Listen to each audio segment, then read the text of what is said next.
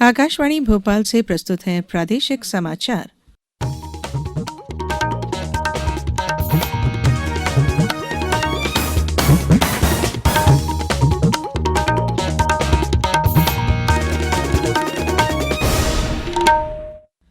नमस्कार, समाचारों के साथ मैं धारणा सचदेव। देश कोविड टीकाकरण अभियान के अंतर्गत 150 करोड़ टीके लगाने की दिशा में निरंतर आगे बढ़ रहा है। कोरोना वायरस का नया वेरिएंट मिलने से चिंताएं बढ़ी हैं। 15 से 18 वर्ष के किशोरों के लिए राष्ट्रव्यापी टीकाकरण शुरू हो गया है। आप सबसे हमारी अपील है कि यथाशीघ्र दोनों टीके लगवाएं और किशोरों सहित अन्य लोगों को भी टीके लगवाने के लिए प्रेरित करें। कृपया इन 3 सरल उपायों का पालन अवश्य करें। मास्क लगाएं, 2 गज की सुरक्षित दूरी बनाए रखें, हाथ और चेहरा साफ रखें। कोविड से संबंधित कोई भी जानकारी और मार्गदर्शन के लिए राष्ट्रीय हेल्पलाइन नंबर 011-2397-8046 और 1075 पर संपर्क करें। अब इस बुलेटिन के समाचार। सबसे पहले मुख्य समाचार। प्रदेश में कोरोना के 1319 नए मामले सामने आए। देश ने 150 करोड़ टीके का आंकड़ा पार किया। प्रदेश में कल 1.5 लाख टीके लगाए गए।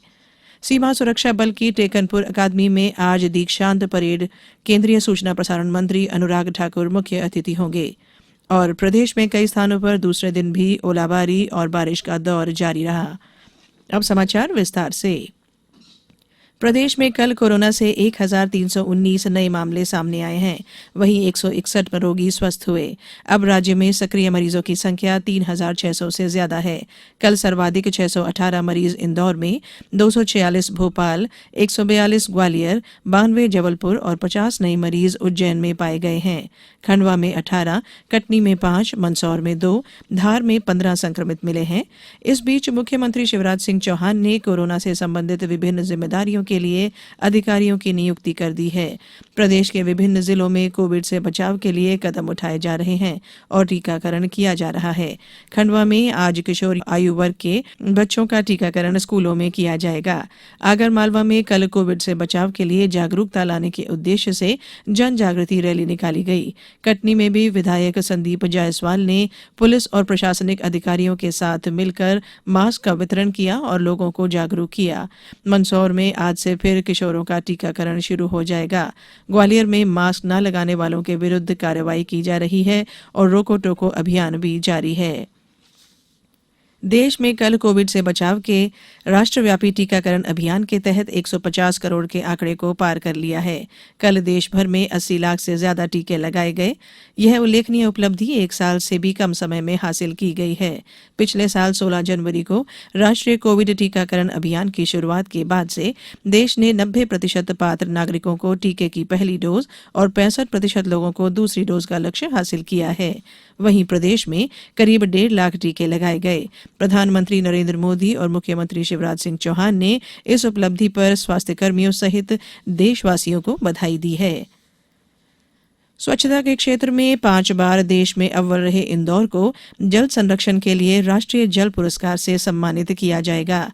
केंद्रीय जल संसाधन, नदी विकास मंत्रालय और जल शक्ति मंत्रालय ने शुक्रवार को देश के 4 जोन के लिए राष्ट्रीय जल पुरस्कार 2020 की घोषणा की। इसमें इंदौर को देश के पश्चिम जोन के जिलों में पहला स्थान मिला है। नगर निगम आयुक्त प्रतिभा पाल ने बताया कि जिले का चयन ग्रामीण और नगरीय क्षेत्र में जल संरक्षण, जल संवर्धन और जल के पुनरुपयोग के कार्यों के आधार पर किया गया है। महू तहसील की 2 ग्राम पंचायतों में भूजल पुनर्भरण के कार्य से राष्ट्रीय पुरस्कार का निरीक्षण दल प्रभावित हुआ था। गौरतलब है कि वर्ष 2019 में इंदौर जिले को चोरल नदी पुनर्जीवन के लिए भी प्रथम जल पुरस्कार मिल चुका है। कोविड-19 से बचाव और सुरक्षित रहने के 3 उपाय। मास्क लगाएं, 2 गज दूरी है जरूरी, सुरक्षित दूरी रखें, हाथ और मुंह साफ रखें। ब्रेक के बाद बुलेटिन में एक बार फिर आपका स्वागत है। मध्य प्रदेश के सीमा सुरक्षा बल के 78 नवनियुक्त अधिकारी आज टेकनपुर में बीएसएफ अकादमी के दीक्षांत परेड के बाद देश की सुरक्षा में समर्पित बल में शामिल हो जाएंगे। केंद्रीय खेल और युवा मामलों तथा सूचना और प्रसारण मंत्री अनुराग ठाकुर दीक्षांत समारोह में मुख्य अतिथि होंगे। श्री ठाकुर ग्वालियर के लक्ष्मीबाई राष्ट्रीय शारीरिक शिक्षण संस्थान में अधिकारियों के साथ बैठक भी करेंगे। ब्यौरा हमारे संवाददाता से। बैच 13 के नवनियुक्त सहायक कमांडेंट विभागीय की भव्य दीक्षांत परेड आज ग्वालियर के निकट सीमा सुरक्षा बल अकादमी टेकनपुर के वीरांगना रानी लक्ष्मीबाई परेड मैदान में होगी। इस परेड में 3 महिला अधिकारियों सहित कुल 78 प्रशिक्षु राजपत्रित अधिकारी देश के संविधान की एकता, अखंडता और संप्रभुता को बनाए रखने के लिए खुद को समर्पित करने की शपथ लेंगे। इन युवा अधिकारियों को 28 सप्ताह के कठोर प्रशिक्षण के दौरान शारीरिक और मानसिक रूप से मजबूत और स्वस्थ बनाया गया है। परेड समारोह में सीमा सुरक्षा बल अकादमी के विभिन्न प्रशिक्षण केंद्रों के डॉग शो, चेतक शो और जांबाज शो भी आकर्षण का केंद्र होंगे। संजीव शर्मा, आकाशवाणी समाचार, टेकनपुर, ग्वालियर। इंदिरा गांधी राष्ट्रीय मुक्त विश्वविद्यालय इग्नू ने 20 जनवरी से 23 फरवरी तक होने वाली दिसंबर 2021 सत्र की अंतिम परीक्षाएं अगले आदेश तक स्थगित कर दी हैं। इग्नू प्रशासन ने कहा कि कोविड के नए वेरिएंट ओमिक्रॉन के फैलाव और देश के विभिन्न भागों में सप्ताहांत कर्फ्यू को देखते हुए यह निर्णय लिया गया है। इग्नू प्रशासन ने कहा कि अगला परीक्षा कार्यक्रम परीक्षाएं शुरू होने से 15 दिन पहले विश्वविद्यालय की वेबसाइट पर जारी कर दिया जाएगा। देश ने जो सपने आजादी की लड़ाई में देखे थे, आजादी के अमृतकाल में उन्हें पूरा करने का समय आ गया है। दुनिया में केवल भारत में ही संस्कृति का प्रवाह नहीं टूटा है। ये बात केरल के राज्यपाल आरिफ मोहम्मद खान ने इंदौर में आयोजित आजादी के 75 वर्ष पर आधारित एक राष्ट्रीय परिसंवाद के दौरान कही। उन्होंने कहा कि जिन कारणों से हमें गुलामी झेलनी पड़ी, उसका मूल कारण संस्कृति से भटकना था। यह संस्कार देने का काम परिवार का है। उच्चतम न्यायालय ने राष्ट्रीय पात्रता सह प्रवेश परीक्षा नीट स्नातक और स्नातकोत्तर दाखिले के लिए अन्य पिछड़ा वर्ग के लिए 27% और आर्थिक रूप से कमजोर वर्ग को 10% आरक्षण की संवैधानिक वैधता को बरकरार रखा है।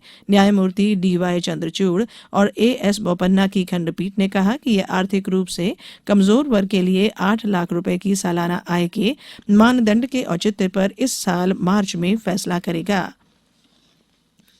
राज्य में कल दूसरे दिन भी कई क्षेत्रों में ओलाबारी और बारिश हुई। राजधानी भोपाल में कल कुछ जगह ओले गिरे और आज तड़के तक बारिश जारी रही।